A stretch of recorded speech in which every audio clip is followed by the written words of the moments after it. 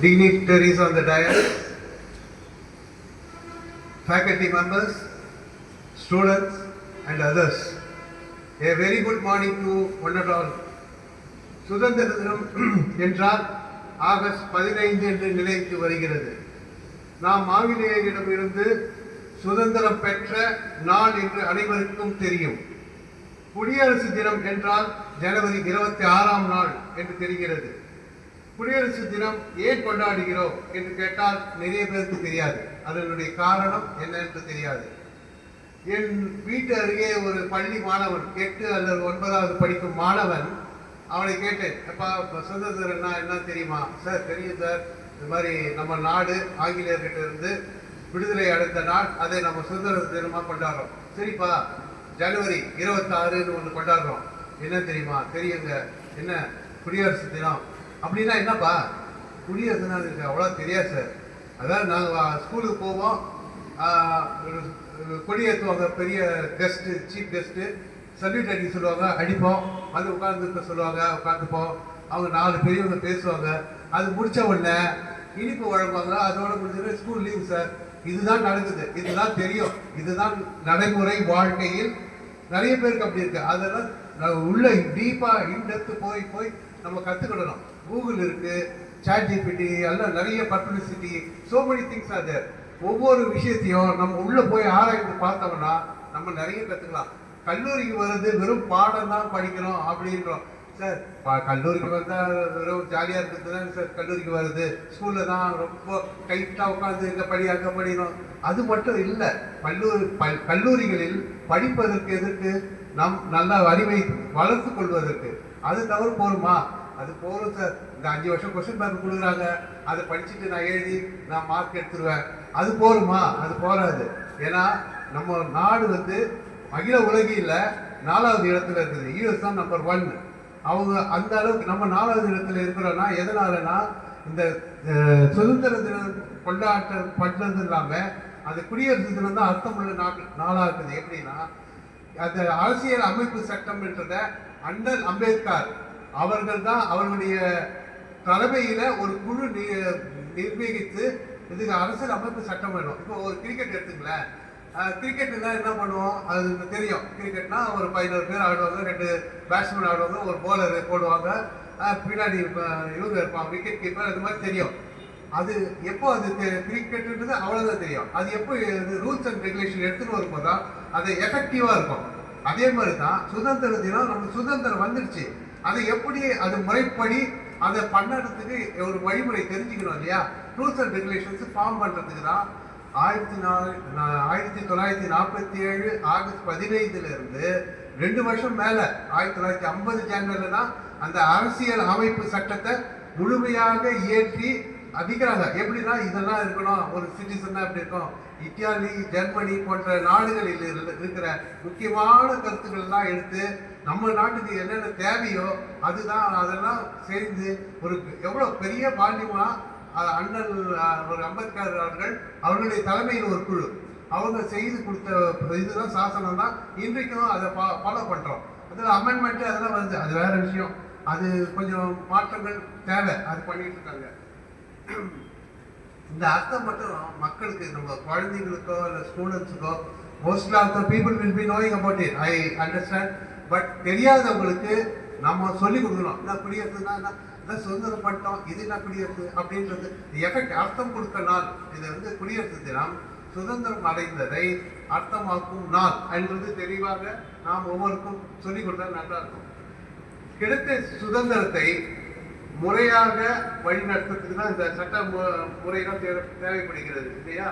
அதுக்கு அடுத்தது உங்களுக்கு பார்த்தீங்கன்னா குடியரசு என்றால் என்ன? அது ஒரு அரசியலமைப்பு சட்டம் தான் சரி சார். அப்படி குடியரசுன்னா பேர் மக்களாட்சி. மக்களால் அல்லது மக்களால் தேர்ந்தெடுக்கப்பட்ட பிரதிநிதிகள் தேர்ந்தெடுக்கப்படுவதே குடியரசு.